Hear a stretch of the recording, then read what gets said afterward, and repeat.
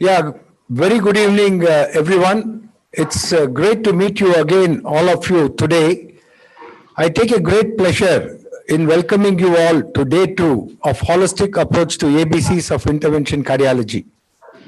We had an academic feast yesterday with three international faculty, Dr. Greg Stone, Dr. Shamim Sharma, and Shripal Bangalore, and Nick West from UK. All the other threes were from US.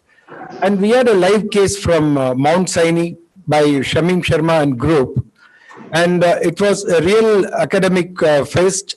Greg Stone, he introduced her to TCT Update 2020.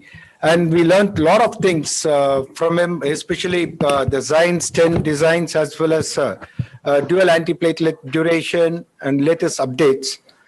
And Shripal Bangalore also highlighted on stent designs and necessity for dual antiplatelet and necessity for polymer and difference between polymer and polymer-free stents. It was a real good learning for everyone. And it was a wonderful live case where the LV dysfunction, triple vessel disease was treated with mechanical support, Impella, and then image-guided PCI with OCT. And we had a great learning. OCT could pick up distal dissections, and then there were so much of changes based on OCT. And then really it was a very good learning case. And there was a lot of discussion about physiology also in patients with LV dysfunction, how to do, what to do. And we really had a nice learning. So today's focus shall be on bifurcation.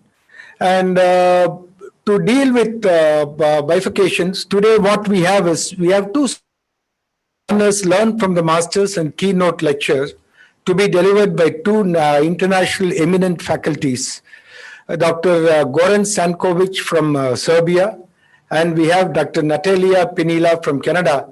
Stankovic will be talking on the current guidelines of EBCs in treatment of bifurcation.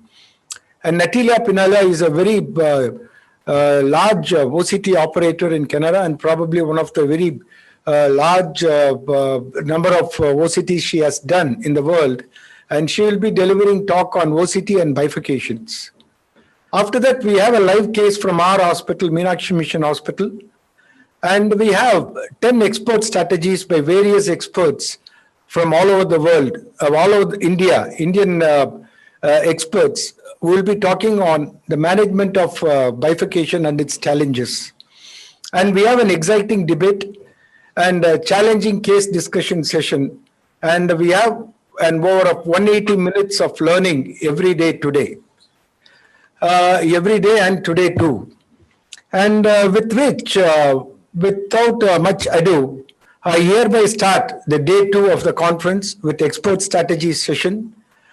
Now what we shall do is, we shall split into two auditoriums, because today we are starting with the case presentation, that is expert strategies session, which will be divided into two boxes, boxes 1 and boxes 2. And what we should do is, we'll have to check the About tab in your box, and you can select in which box you want to go. You can look into your agendas and you can move into the respective boxes. And with this, I would like to welcome our today's moderators for expert strategy session. For box 1, it will be Dr. D.S. Chadha and Dr. Mohammad Mustafa. And for box 2, it is Dr. Anand Rao and Dr. Praveen G. Pai. I hereby request the moderators to take over the session, and I request all the delegates to move to the respective boxes, as I have already mentioned. You will have to look into the box tab. In the tab, you will have to look into the About tab, and there you will have an option, box 1 or box 2. Click into that, you can go into that box. And I think from now onwards, we'll go and start the session now. And it's over to the moderators. Please take over and then we'll go ahead. Okay. Good evening, friends. Welcome to this box 2 bifurcation box. I have immense pleasure in welcoming my co-moderator, Dr. Praveen Pai. Good evening, sir. And I'm joined by expert panel, Dr. Gopal Krishnan, Dr. Edwin, Anjugan, Sandhu. There's a lot of disturbance. There's a lot of disturbance going on. Dr. P. Manokar and Dr. B.V. Manjunath. Welcome all.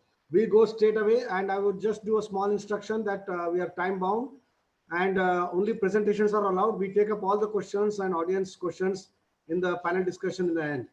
So there is a small change. I think Dr. Ganeshan is having a situation to join in. We'll start with Dr. Manoj Chopra's first case. There's a timer which I can see only strictly 10 minutes are allowed. After that, I have to come and stop your presentation.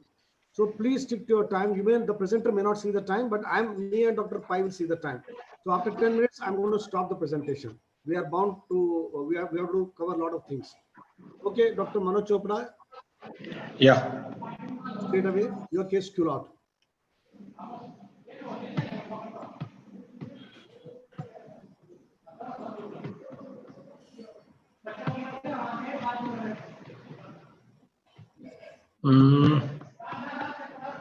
We'll start sharing the screen because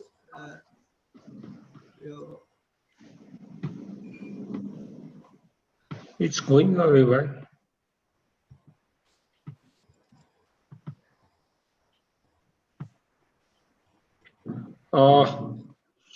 Why sharing is not seen? Yeah, can you see the slides? No, not yet.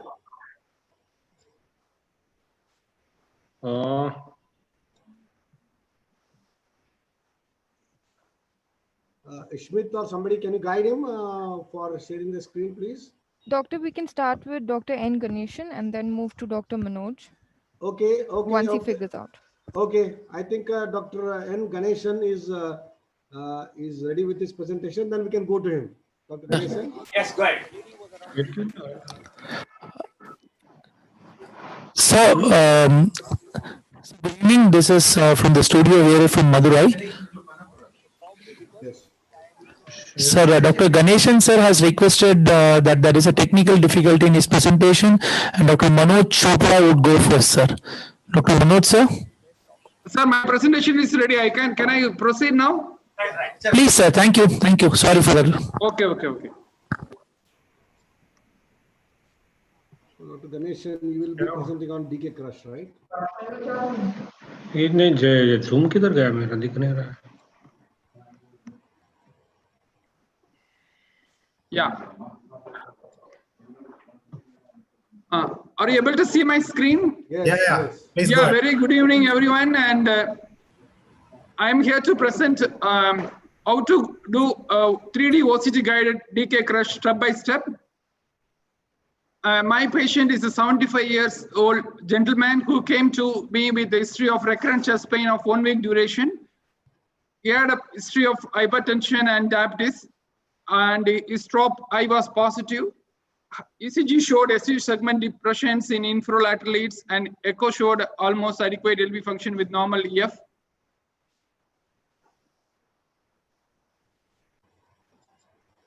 You can see this is the angiogram. You can see that there is a lady ostial and LCX ostial lesion. LCX ostium is involved around 90%, and the lady is around 70% lesion is there. And left main looks obvious, no major disease in this view. And so is a 0-1-1 lesion. Apart from that, I would like you to see the center picture. You see there is another bifurcation disease which involves the LCX and OM bifurcation. The OM looks a big, large vessel.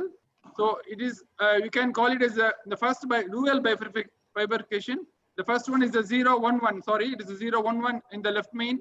I will call it the side branch as a large one. This is a modified Medina classification. And the second bifurcation is a 0-1-1 once again. So we have a dual bifurcation, and we see if you want to do a bifurcation, generally the provisional approach is the standard approach, is the default approach for most bifurcation, but some bifurcations, especially in 25% of the patients, if it involves them left main, the upfront two-stent strategy is always better, and DK Crush has more evidence compared to other strategy. you can, if you see into the, you see the syntax score, it is around 33 for PCI, and the syntax score for CABG is 39. And the recommendation is either you can go ahead with CABG or bypass, but the patient preferred angioplasty, so we did angioplasty for this patient under OCT guidance. So provisional stenting, even though it has been recommended as a default technique for most bifurcation, but left main stenting, if patient has left main disease, upfront two-stent strategy is always better.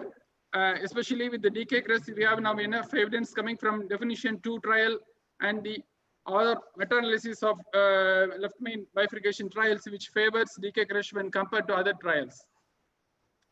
The main problem with two-stent strategies is assured with more MACE events, and it is also technically very, very challenging. We need multiple steps, around 8 steps, and multiple rewiring. And if you do these procedures without any optimization, then there is high events with the DK CREST, and it can end up with more MACE events, and it can even occur up to 20%. And now we have enough recommendation coming from various bifurcation societies, both from the European, Japanese, and the Asia Pacific Society, which says that if you want to do a left main bifurcation or any major bifurcation, DK CREST will be a better option. And we have to optimize the result with the help of OCT guidance, because angio has its own limitations. We can't see the origin of the bifurcation. The crucial point in any bifurcation is the uptake of origin of side branch, which cannot be clearly delineated in angiogram. So with the help of OCT, we definitely we can identify and see the bifurcation and do the cell cases. So this is the various method applied, and this is a structured protocol. We follow the protocol advised by the October trial investigators. They say if you do OCT in a structured manner, we can achieve optimal results with the DK CREST stenting.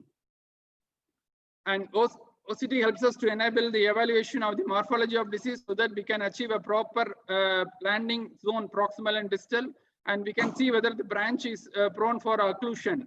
It can be the OCT predictors of occlusion can be seen by OCT, and we can choose appropriate cell. The optimal cell cross is very, very important in DK CREST. So if you ought to choose a proximal cell, during the first cross should be a proximal cell, and the second cross should be the distal cell. This can be easily achieved with the help of the 3D OCT imaging. And so I'm going to my case. So you can see this is a case where we have a left main bifurcation 0, 1, 1, and we are planned for DK CREST. So the DK CREST, whereas the LCX OM was 0, 1, 0. So we planned for LCX OM is a provisional stenting. And we did the first OCT run in the LCX after pre-dilatation. It helps us to check the size of the side branch, proper landing zone, and the morphology of the underlying plaque, which predicts the side branch occlusion.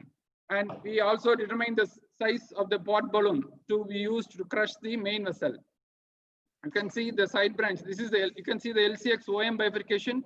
It has the Carina tip angle is more than 70. So it doesn't, there is not a risk for any side branch occlusion, and the bifurcation distance is more than 1.7. That also doesn't favor any occlusion, immediate occlusion. So we proceeded with the LCX OM is the provisional stenting, and that stent is deployed from the left main, and the size is as per the OCT, which took a 2.75 into 40mm stent, and we deployed, and we use a pod balloon. We took the pod balloon size from the OCT run, and it was 4.5 and the left main size. So we took a 4.5 balloon to properly crush the stent. That's very, very important. And because if you are not able to properly crush the stent, we can't able to properly wire the stent. So this is an immediate OCT run, second run done in the LCX, which showed clearly a well deployed stent in the LCX, and you can see the nicely flowing OM vessel, and the origin is not disturbed. You can see this origin of the OM is completely scaffolded by the stent in the LCX. That's how we do the provisional stenting. We did a pod side pod for this bifurcation, and we did the LCX left LAD bifurcation. There is a left main bifurcation by the DK CREST. we can follow this protocol. It is available in the internet. You can go to this website and we can take the help and we can go and we do the OCT. And if you do properly, we can optimize the result. So crushing is very important. I would like to use a pod balloon. Not if you use a routine balloon, 3 millimeter balloon, it won't able to crush. You can see an example here. It's not properly crushed. So if you use a proper big size balloon, according to the main size of the vessel, we can adequately achieve the crush. You can see in this image, the LCX is completely crushed. LCX stent is completely crushed, and we are able to evaluate the wire position. You can see in this image, you can see it is going into the proximal studs of the into the LCX, and we confirmed the proximal cross. And after that, we did the first kissing balloon dilatation. You can see the first kissing balloon dilatation of the left main bifurcation. And we did the main vessel stenting. We used 3.5 into 48 millimeter regulating stent from left main to LAD.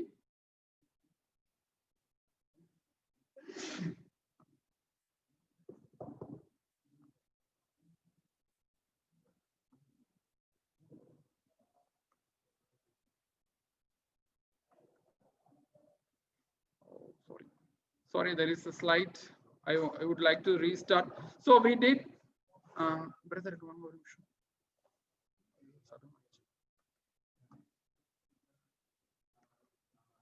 more. Sorry for the technical glitch. 1 minute.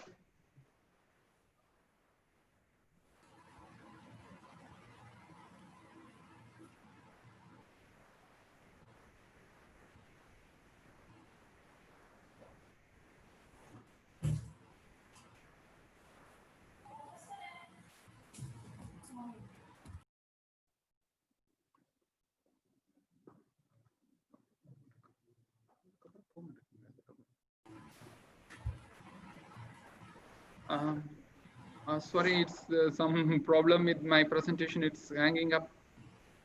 Can you go to the next slide and see? Yeah, that's this slide is not moving. 1 minute, just 3 seconds. Sure. Ganeshan, did you do the OCT to the LAD before choosing the stent? Yes, sir. That OCT only helped us to see the whether we have crossed to the proximal stent. Okay. Yeah, good. That's why only we confirm the proximal cross. Size, I was asking size of the LAD stent. 3.5, 48 you have taken. Yeah, we have taken 3.5. Okay. The long lesion due to economical constraint, we have to ideally we can multiple stent we can put in the LAD and the proximal left main, because we have to take the stent up to the 4.5. But we use a science stent. I think we can.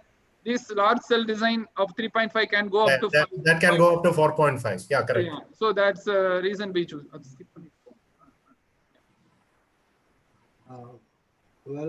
I think Dr. Ganeshan, we got the message and we saw. Yeah, we have finished. Yeah, I think you are now able to see. No. You have to share the screen. 1 minute. The timing is already done. So only one last slide. Yeah, you can show one last slide and finish. Yeah. So this is now you are able to see now. Yeah. Go to the presentation mode. Okay.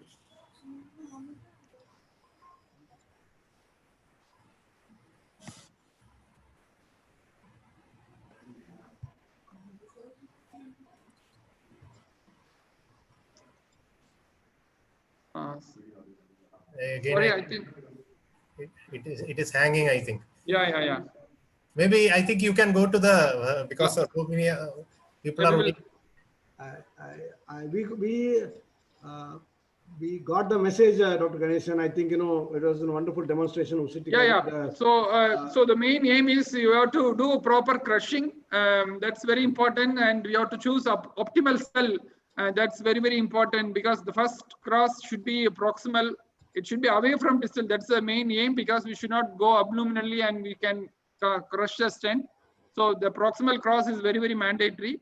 And the second cross should be after LAD stent, should be the distal cross. Distal cell is the best one. So that we can, the aim is to avoid any neocarina. Neocarina should be avoided. Any new metallic carina should be avoided. And any incomplete stent, apposition should be also avoided. If you are going to do proper OCT guidance, you can avoid these two major adverse events which can happen if you do with the angio guidance. That's my aim, and that should be the take-home message. Please, if you use a structured OCT protocol, we can achieve a good result, and thereby we can reduce the events for the patients. Okay, thank you, Ganeshan. Thank you for the nice demonstration. I think we will go into the second presentation. If we have time, we will come back to you, Ganeshan. Don't worry. Sure. Okay. Thank you, sir. Thank you. Thank you. So second presentation of QLOT stenting by Dr. Manoj Chopda, please.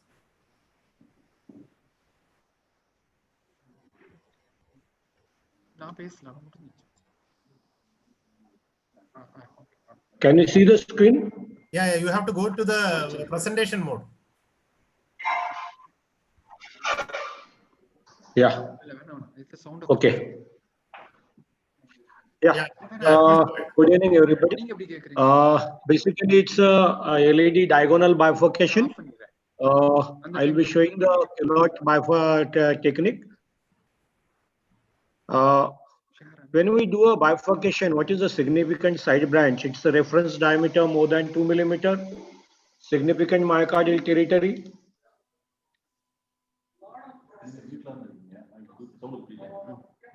Culotte is a trouser worn by 18th century French aristocrats, and in 21st century, cardiologists found a striking similarity of culotte with two stent strategy in bifurcation lesion.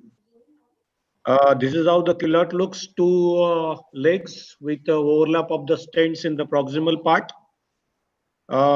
As we all know, bifurcation lesion, when the side branch, and there is a complex 1-1-1 lesion with a difficult side branch access or a high risk of occlusion, there we say that the culotte is good, or a systematic T stenting, or a decay crush. All these steps I'll just show you in a diagrammatic way. Side branch first wired, stented, then the main branch wired, and the second stent put in. That's the culotte. The case what I am showing is a 55-year-old male, known case of diabetes, CKD, ISD, chest pain on and off since 7 days with rest episode, non-STEMI with TROP-T positive. Echo showed up IVS apex 1/3 anti-wall, severely hypokinetic, and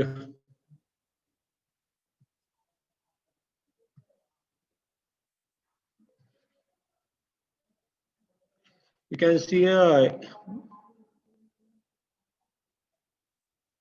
main LED diagonal ostium and the mid diagonal, and after diagonal LED tight lesion. This was a 1-1-1 score. What we did was the wired diagonal, wired LED.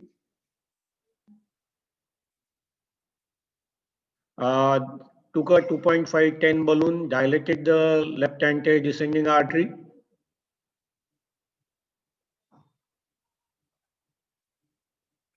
Then diagonal ostium was dilated.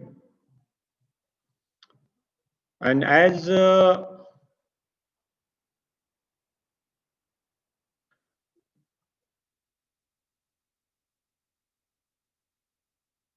basically diagonal was a big vessel, almost size of the LED, and it's like a parallel LED. So initially we took a long stent 2.75-38 from LED to the mid diagonal. LED to diagonal stent was deployed first. That was the side branch, main branch to side branch. Then we rewired through the stent LED. It was difficult, but a pot was done initially. And after doing a pot, we caused the main LED through the stent struts. Stent struts were dilated with 2x10 balloon first, and then 3x15 stent was positioned in the LED covering the proximal part.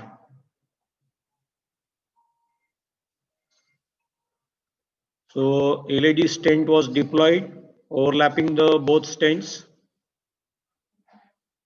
and then kissing technique performed in the LED diagonal. It was a 3/12 in LED, 2.7512 in the diagonal. And this was the final result.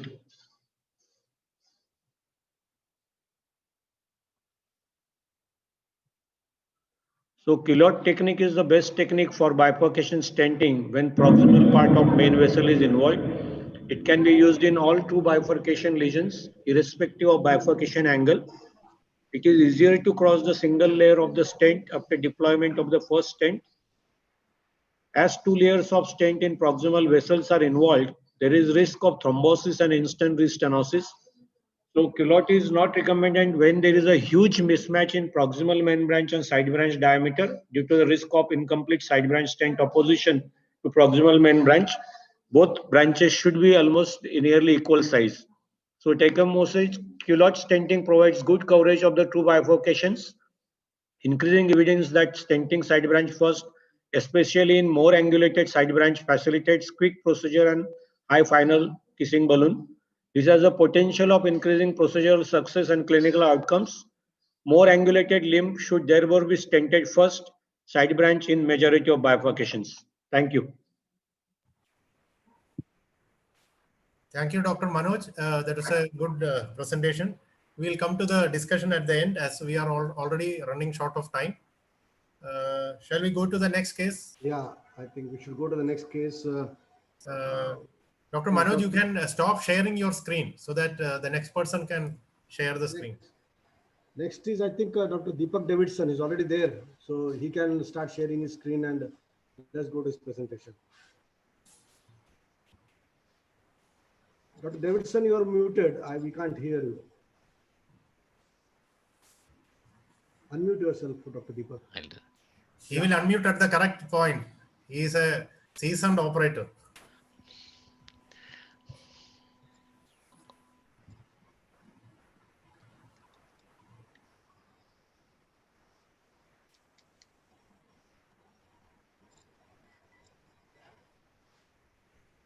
Can you hear me? Yeah. Please go ahead. Okay. You can go to the presentation mode, Deepak. Yeah, I'm doing that.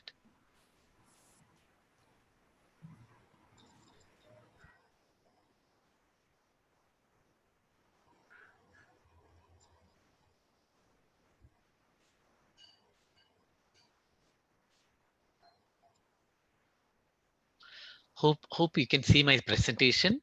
Yeah, sure. Go ahead. Yeah. Good evening to all of you. At the outset, let me thank Dr. Selmani and team for having given me this opportunity. I bring greetings to you all from the southernmost part of India, Caritas Hospital at Kottayam. Well, I shall share with you a case of DK mini culotte, which was done with OCT guidance. We all know that from the DK Crush 5 trial, the DK Crush stenting, it does much better than culotte stenting when you have a left main bifurcation disease. So the primary reason is in a culotte stenting, the confluence doesn't look big because of huge amount of metal at the confluence, and secondly, the flow hemodynamics is not good. So they try to modify the culotte technique, and that is where we are. You do two kissing for the culotte technique, and you try to reduce the metal at the carina by making it a mini culotte. So that is what I'm going to present before you. So that was actually published in Neurointervention in the previous year, and based on the bench studies, based on the micro CT studies, they made out that when you use this DK culotte technique, you have better stent position, you have better luminal opening, and you have better flow dynamics. I shall share with you this particular case, an elderly gentleman who presented with a lateral wall myocardial infarction it was a big myocardial infarction, even though we could see that it's only a diagonal that's occluded there. In the cranial view, you could see that it's a huge diagonal. Ultimately, when we opened it up, we found out that it was almost 3 mm in size.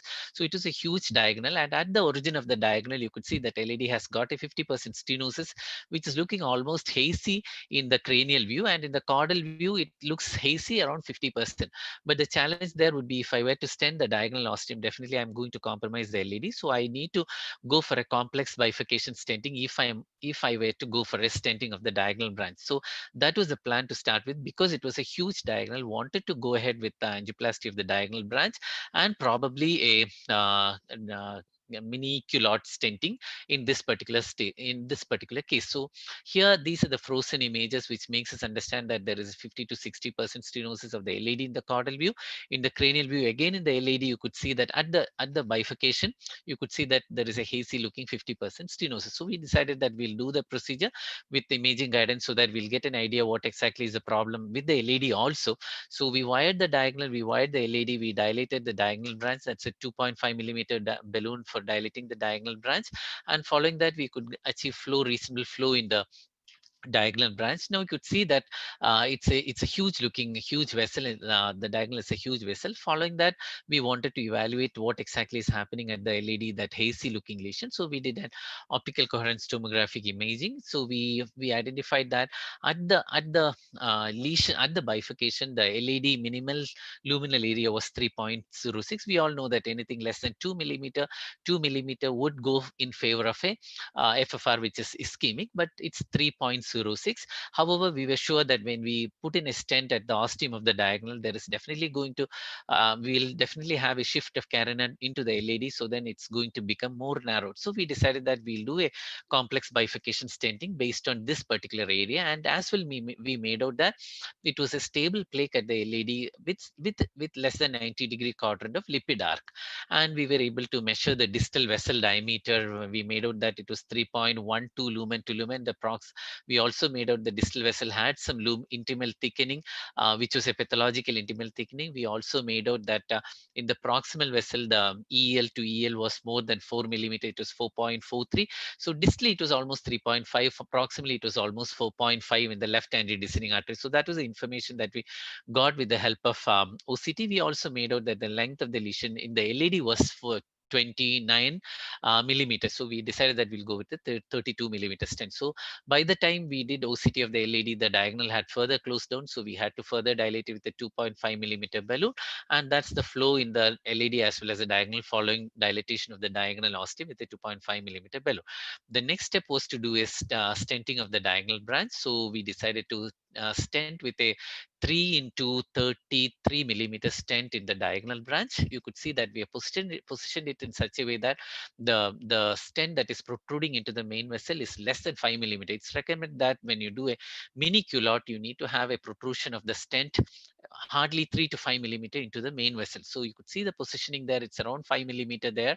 And following that, the stent was deployed at 14 atmospheres. We pulled back the balloon little bit and further deployed the stent at 18 to 20 atmospheres. So we felt that the diagonal was properly expanded. Now we wanted to recross into the LAD, left antidescending artery. So prior to that, we decided to do a pot of the proximal vessel. We took a 4 millimeter balloon and we did a soft pot there. The reason why we did a soft pot was this was an 8 millimeter balloon, and the amount of stent that's protruding into the main vessel is hardly 5 millimeters. So we decided that we wouldn't injure the vessel proximal LAD much. So we decided to do a pot at just 8 to 10 atmospheres. So that's the pot being done. The second image shows us that the pot being done, and following that, we try to recross into the left antidescending artery. So we tried to go through the most distal strut based on the angiographic imaging, and then we did an OCT evaluation to see whether the wire has gone through the most distal cell through the nearer to the carina.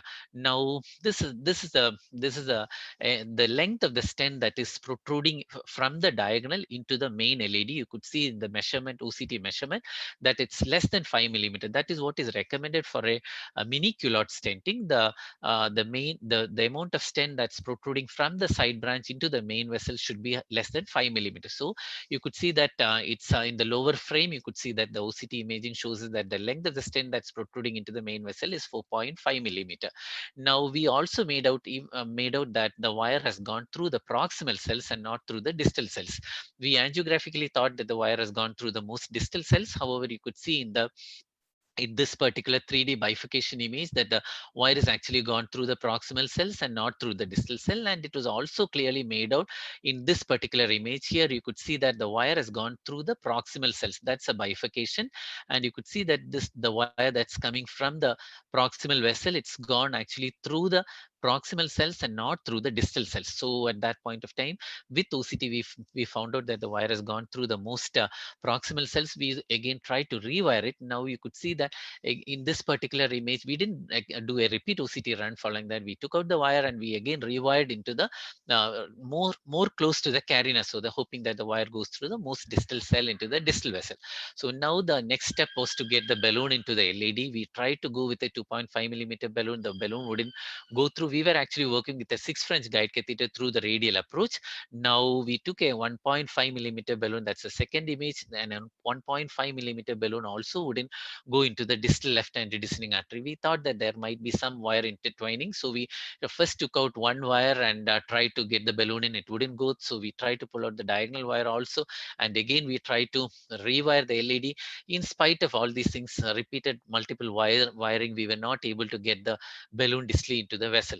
Now we made out that we had already done only a soft pot. It was just 8 to 10 atmosphere pot to the proximal stent. So we again did an OCT. We found out that in the horizontal image over here, you could see that even though we did a pot with a 4 millimeter balloon, you could see here that the struts are freely floating in the proximal left antidescending artery. You could see that it's not well opposed. In spite of doing a pot, probably the reason why it was not well opposed was probably we did a soft pot, and secondly it was coming to 4.2 millimeter. The proximal vessel diameter was 4.2 and we had taken a 4 millimeter balloon for pot. So that probably that was the reason why the balloon was not going into LED. So we did a high pressure repot over there. That was a 4.5 millimeter balloon. I'm sorry, that was again a 4 millimeter balloon at high pressure. It was at 18 to 20 atmospheres. In the second frame, you could see that following that, we were able to get the 2 millimeter balloon distally into the left antidescending artery through the stent struts. However, again, the bigger balloons wouldn't go into that. That is the second. You could see in these images that when we tried to step up the balloon, a 3 millimeter balloon, it wouldn't go into the left antidescending artery in spite of doing a high pressure pot. Now, however, the balloon would easily slide into the diagonal artery. It wouldn't go into the left antidescending artery. It took quite a long time for us. We kept juggling. We tried pulling out one wire, hoping that there might be wire intertwining. Pulled out the diagonal wire. In spite of that, it wouldn't go into the distal left antidescending artery. So at that point of time, the support also was not really good. So we decided that we'll switch over to a 7 French guide catheter. We were working with a 6 French EBU 3.5 guide. We switched over to a 7 French 4 curve so that we felt that the guide would sit well into the left main. So we switched over to 7 French guide. Then we rewired the LED, we rewired the diagonal branch, and following that, things were much easier. We could get the balloon easily into the LED. The backup support was much better at this point of time. We did the first kissing balloon dilatation with a 3 and 3 millimeter balloon, the LED and diagonal branch. Following that, you could see that the flow in the left antidescending artery as well as the diagonal is looking good. And following that, the stent also could be negotiated with great ease into the left antidescending artery. That's again a 33 millimeter stent. And following that, we removed the wire from the diagonal branch. The stent was deployed, and following that, that's the stent position being done, the stent deployment being done, and following that, we removed the subsequently we removed that's a flow in the vessel. We removed the balloon from the left antidescending artery, and then we tried to rewire into the diagonal branch. Prior to that, we did further proximal optimization with the 4 millimeter balloon, this time at very high pressures, because we have the stent proximally, the length of the stent that was in the proximal main vessel was almost 10 millimeters. So with the 8 millimeter balloon, we could go up to 20 atmospheres easily. That's the second part being done. And following the part, we again rewired into the into the diagonal branch, and now we could easily take a 2 mm balloon into the side branch. That's a 2 Sorry, mm. Deepak, we are running short of time. Can you just I'm concluding. That's my last two slides, and following that, that's a second kissing balloon dilatation being done. You could see that the second kissing balloon dilatation being done, and following that we did the proximal optimization report was done, and that's that's the final result that we could achieve. And OCT wise also we made out that the final flow in the vessels were good, the stent was well opposed, the proximal vessel was looking good, the wide confluence was looking wide, 2 layers of stents were made out, and even the bifurcation was looking good. You could see that that's a bifurcation image that shows us that there is no significant metal carrying over there. The stent is well opposed and the diagonal mouth is looking good. Thank you so much for the patience. excellent case, Deepak. Very good. Very well done. Thank you. We'll come back to you for discussion if time permits. Now we'll go into the fourth case. IVUS or OCT in distal LM bifurcation.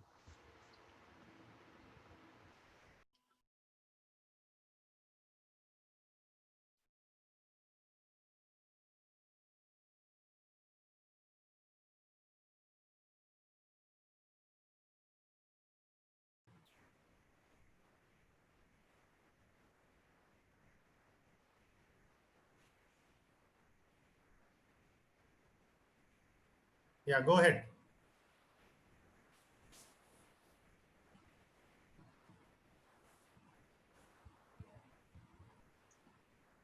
Yeah.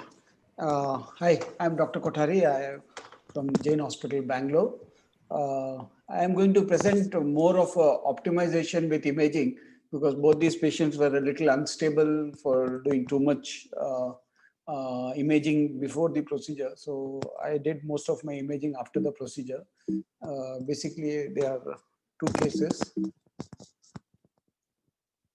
So first is a 62-year-old gentleman with long-standing diabetes, diabetic foot ulcer for debridement, presented post-surgery, developed an acute coronary syndrome, moderate LV dysfunction, and came in with heart failure. We stabilized him, and this was his angiogram. Angiogram was done from the radial route and showed distal left main lesion, proximal LAD, a mid LAD lesion, and a circumflex lesion. And this was his angiogram done to the radial route. We shift, this is the RCA, which showed a moderate disease. And we discussed with our surgeons, and we discussed all the options. And in view of the post-op status and instability of the patient and the relatives opted for an interventional strategy. And the surgeons also recommended the same. So we went for a elective 2-stent strategy with a DK crush technique and image guidance planned through femoral route. And 7 French EVU catheter was taken and apronized and all other things. So guide wires were LAD was BMW and LCX was power turn.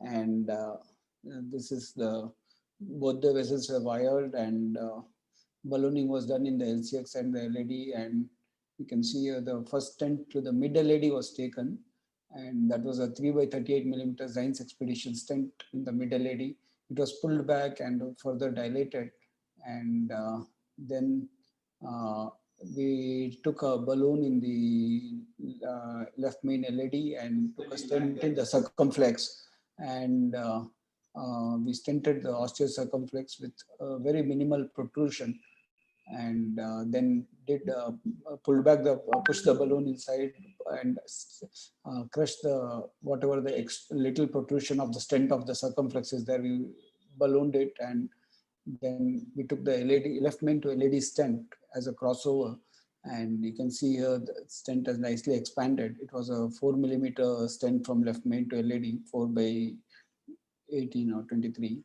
and then we crossed the circumflex, and then we ballooned it, and then we did the final kiss. And this is the final optimization. We did a report. We did an initial pot, and then we did a final report with a 4x10 at 30 atmospheres full high pressure. And this was the OCT run post. And you can see here, as we come to the stent area, you will see that there is some malapposition in the mid segment. We'll just show you.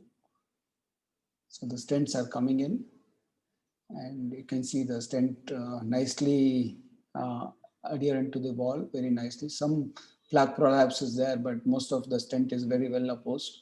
Here you can see that there is some malapposition in the mid segment, and the distal stent there is some malapposition in the later part, and then you can see a little bit malapposition in the mid segment, and that is a branch there, diagonal, very well preserved branch. And as we come back, you can see that the stent is very, very well opposed in the proximal part of the LAD. And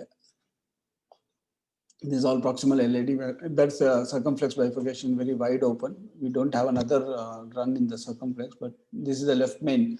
Again, in the left main, excellently opposed stent, and except in the only ostium, and which we did a report, and then we further dilated the distal part of the LAD, where there was a little bit of a malapposition.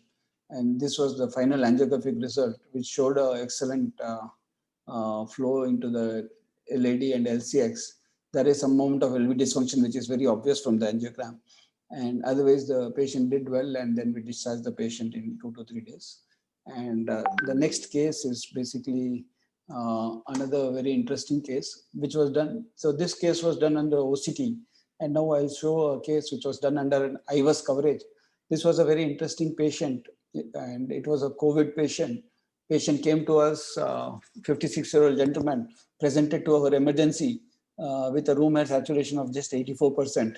ECG revealed acute coronary syndrome with a complete heart block, and patient was very unstable. So, and he was coughing a lot, quite breathless. So we... Sorry to interrupt, Yogesh. Can you make it short presentation, because we have one more person left?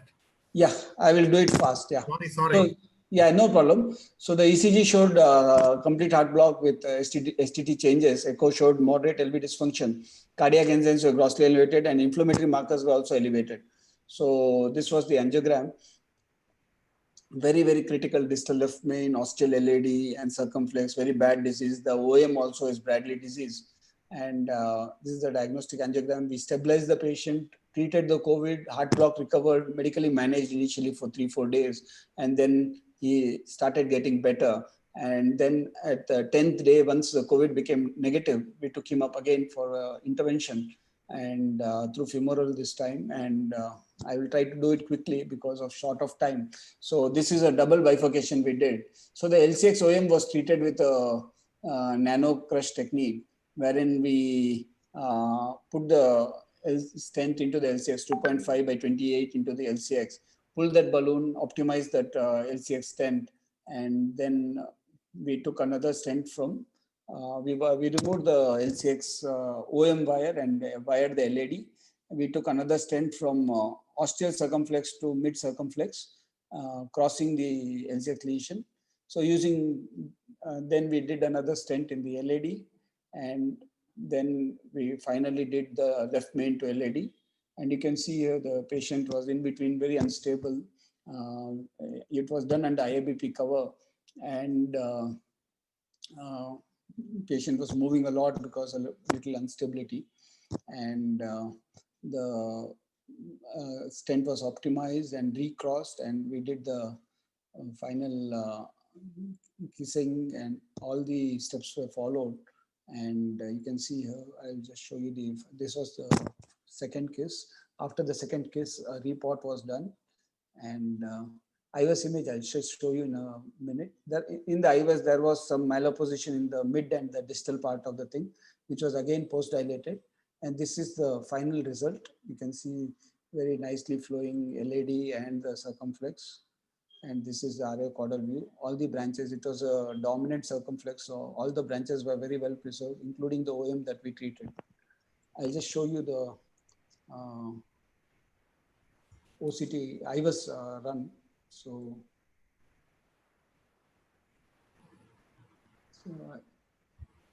are you able to see the IVUS run, sir? Yeah, we can see. Yeah. So we had a IVUS run, and IVUS showed some malapposition in the mid segment here. And that was, I showed you that I retreated that mylar position with another balloon at high pressure, 30 atmospheres, we dilated it. And the rest of the stents were all very well opposed. You can see very nicely opposed stents. It's a good, patient was very unstable, and prior, and the osteal LCX was, osteal LED was very tight, and we had to do a very complex. Yogesh, nice demonstration, because we are short of time. So Yeah, yeah. I have to interrupt you because we have Sure. hardly 10 minutes for the last person to. Yeah, I will just show the opposition in the left main part. Yeah, I'll just go to the end. Yeah. Okay. Yeah. Okay. Looks very good. Yeah, it looks. It was a double DK crush. We did a double DK crush for the. Both the cases were very, very well done. Thank you. We'll go to the last case now. Trifurcation by Dr. B.V. Purohit. Good evening, Dr. Pai and Dr. Anand and everyone, for giving me this opportunity. I'll just share my screen.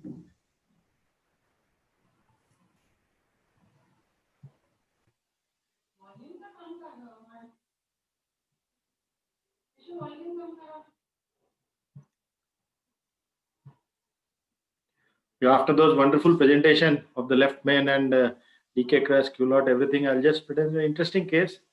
And this gentleman is a 64-year-old gentleman, diabetic hypertension.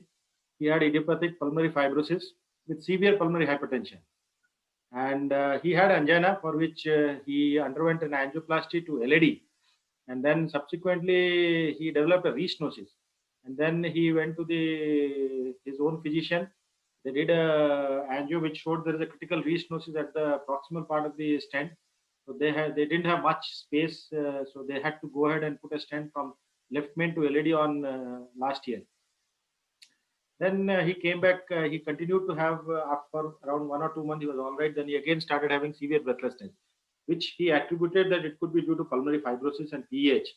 And he was following with the chest patient. When things were not improving, he came to us. And when we did an angio, we found that he had the stent in the left main to LAD was patent, but the bifurcation, that is the osteal LCX, had a critical lesion, and there was a large OM arising just at the proximal part of the LCX, which also got a critical lesion. The right coronary was normal. You can see in the angiogram here. The RCA looks absolutely normal. The whole problem is here only. You can see the stent in the left main to LAD looks absolutely patent, but you can see this osteal part of the circumflex and the osteal part of the OM are critically narrowed. There's another view you can see the critical lesion. It's a dominant circumflex, and that was the reason why he continued to have severe breathlessness, which he thought it could be PH related to the pulmonary fibrosis. The lesion in the LCX actually is extending up to this part. It's not just, it's just ostium, it is going down. When we checked the previous angio also, he had this mild lesion, and at that time the doctor thought that the circumflex is flowing well, so he just left it. But within a span of 6 months or 8 months, I think he developed the progression of this osteal lesion and went ahead. Now the issue was, how do we handle this? Because there is a stent in the left main, and there is the space is not much between the OM as well as the circumflex and the left main. So it is almost like a trifurcation which we are dealing. It's just that the ramus, or you can say it's a early OM, which are critical, and it's a use OM here. The LAD distal part is absolutely fine. So what we decided is, we took a 7 French guiding, and the first thing what I thought was, I'll handle this bifurcation as a bifurcation and see how the patient behaves. And in case there is an issue in the LAD, I will handle that also. So first I crossed 2 wires, one in the OM, another one in the circ, and then I also crossed the LAD, and then we dilated the ostium of the circumflex with I think it was a 2.5 or 3 millimeter balloon, and then it was like a T stenting. We just put a stent with 1 or 2 millimeter strut in the left main, because it's a use left main. So this was 3.5 to 26 stent, which we deployed in the main circumflex. And after putting the stent in the main circumflex, you can see the origin of the OM has further narrowed down, because there was a critical lesion at the origin, and with the presence of strut, I think the lesion had there was a plaque shift and it got pinched again.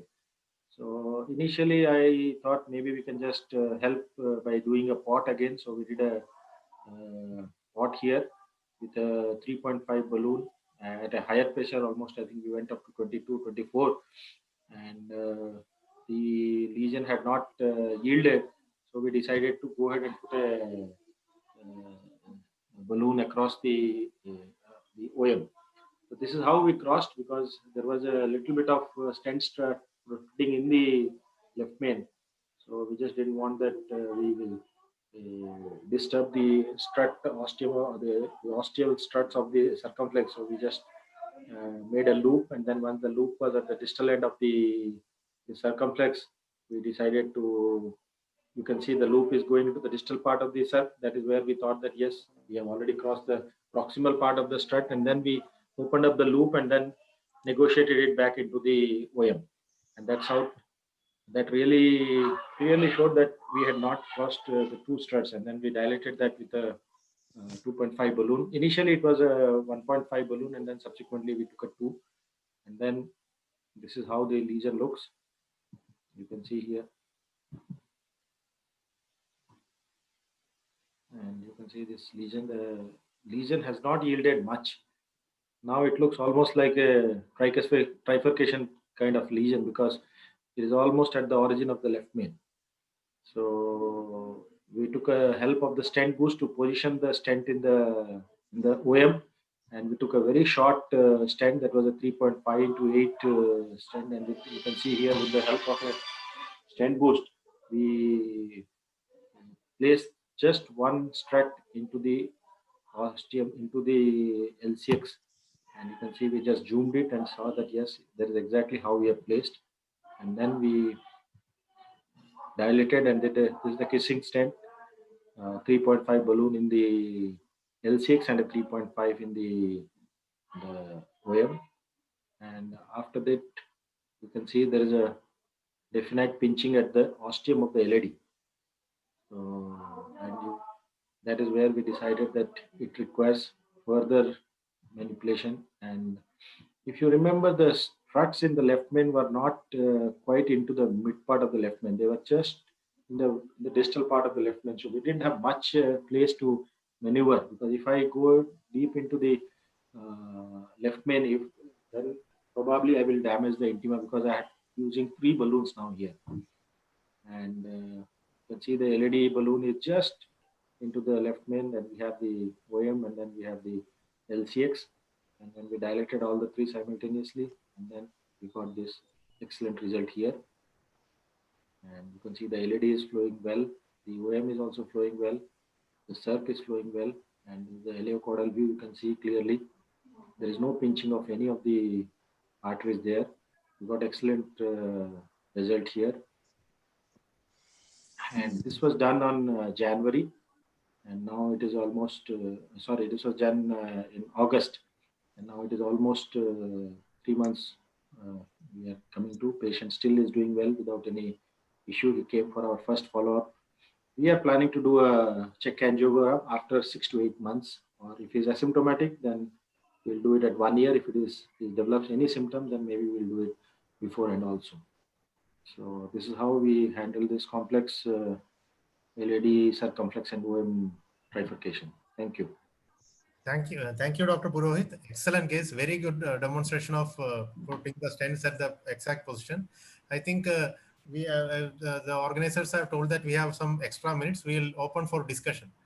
I will just ask the first question to Dr. Deepak Davidson. If you are not doing mini culotte, what exactly you would have done? Which other technique you would have done?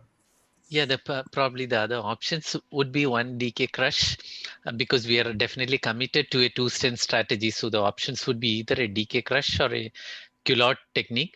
And when it comes to culotte technique, we know that DK crush is better than culotte. So culotte is probably a bit inferior to DK crush.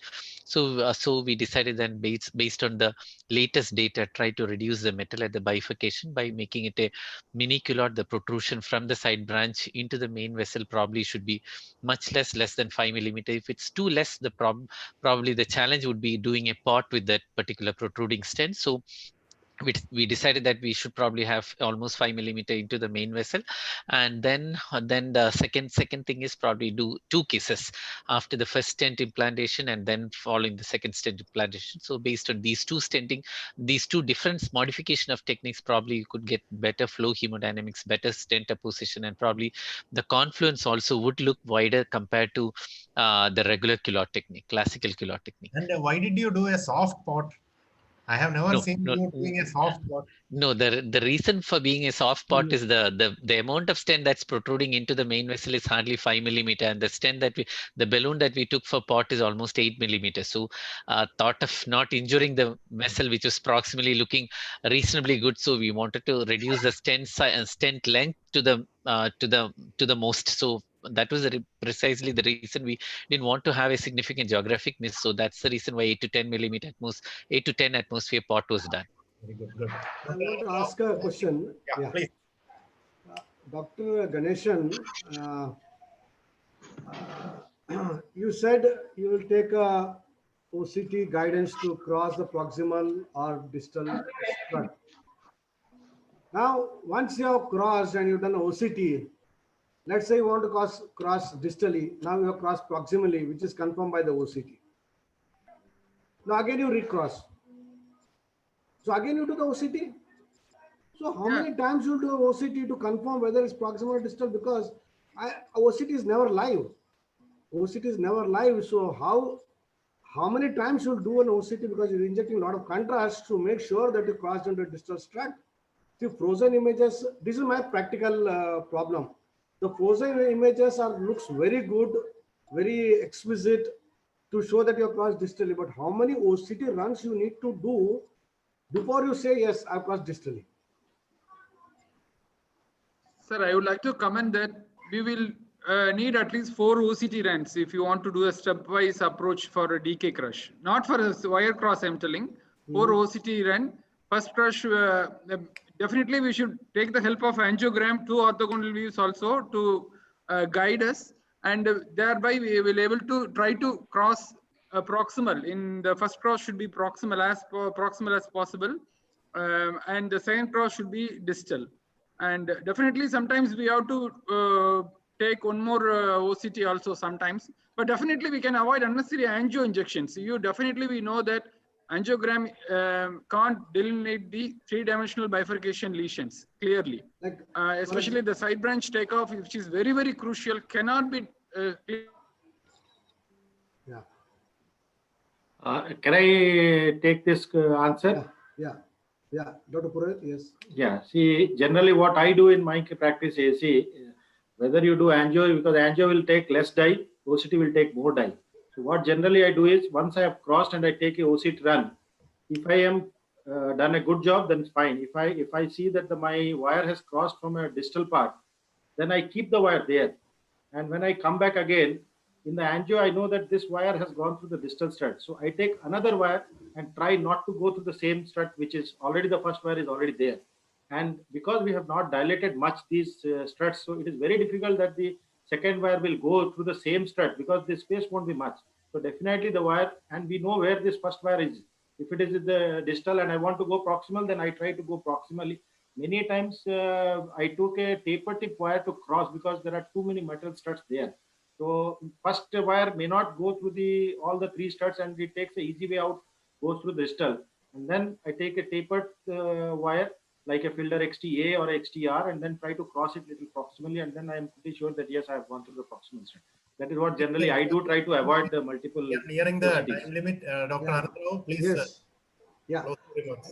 I think excellent discussion. I thank all the presenters. We had a great, I wish we had more time for discussion. Yeah, correct. We should have discussed more time. More time, yeah. So I would like to thank the ABC and Dr. Selvamani and my co-moderator, Dr. Praveen Pai. and all the participants who actively participate in this. All Thank you, of one them and did very well. Very good Excellent. presentation. Excellent. Thank you very much. Thank you. Thank you. Thank you very much. We close the session. Thank you. Thank you.